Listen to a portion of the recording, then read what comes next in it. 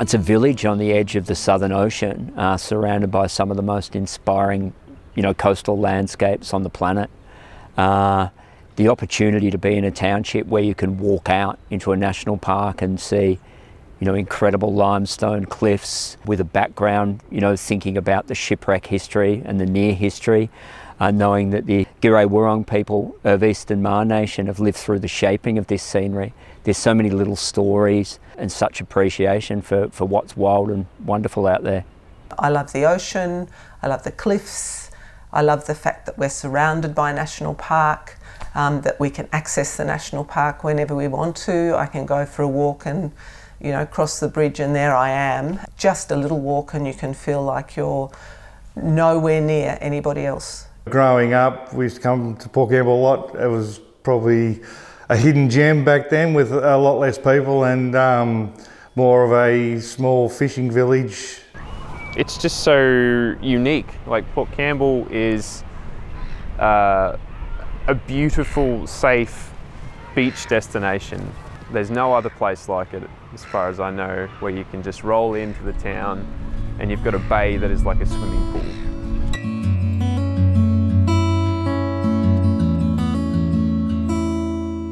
Volume of visitation is growing and growing. To a certain extent, the natural experiences that people are coming to see are probably being a little bit choked down by a reliance on car-based visitation. More and more people will be coming here and we need to manage that.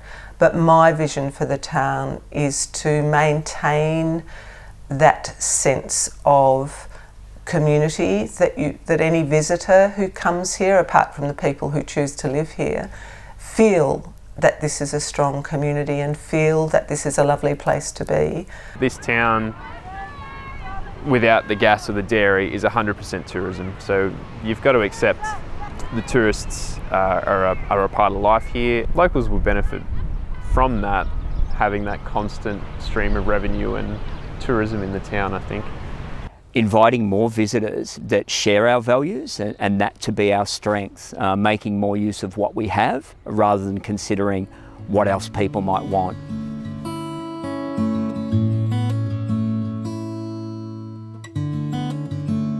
So the Revitalisation project was probably identified because things are getting a little bit more worn out and older in Port Campbell, and there's been a massive influx in tourists, so Port Campbell is no longer a hidden secret. So we need to do something to deal better with the influx of tourists and to get some economic benefit for the community. I think there's a real opportunity within the streetscape to get accessibility right. I think that this coastal landscape provides an opportunity to get everyone have a wild natural experience and be inspired and leave a little changed. The main street is so eclectic in its design, in the types of businesses, that I hope that making the streetscape really clean and neat and the same design right through, I hope it doesn't make the buildings that are in that streetscape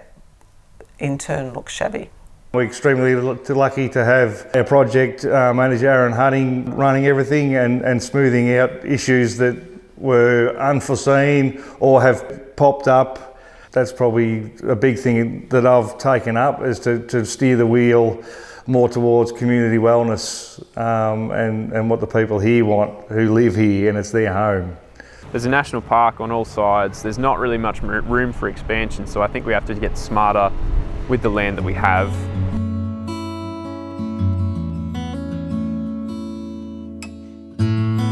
I think this streetscape provides an opportunity for, more picnicking and places that aren't sort of sitting on the lawn, degrading natural spaces. I like what's happening under the Norfolk pines and the opportunity to give people a spot to hang where they're not impacting on nature and can stay a little bit longer and have lunch and spend a little bit more time in town. I think that's a good thing. The niceties of the project would be the under the Norfolk pines. Once the decking's done and stuff, that'll be a fantastic family space to be in with great views across the ocean, shade from the trees. It will make it actually legitimately a shared zone for cars and pedestrians, which it sort of is haphazardly now without the proper protections. Probably one of the biggest wins will be getting the buses to park out of town rather than at the front of the surf club. They have to then walk through town and to get their selfie rather than hop out of the bus, take the selfie, leave their rubbish and go home. So going through town, hopefully we get some economic benefit. Hopefully the goals will be achieved, that it will be a safer place for pedestrians in the light of increasing amounts of traffic, that it will make it easier for visitors to find their way around town, that it will still be a lovely place for the residents that have chosen to live here. But let's see what happens when it's all finished. See if it does make it stronger or if it does fracture it. But I feel like the community is stronger than that.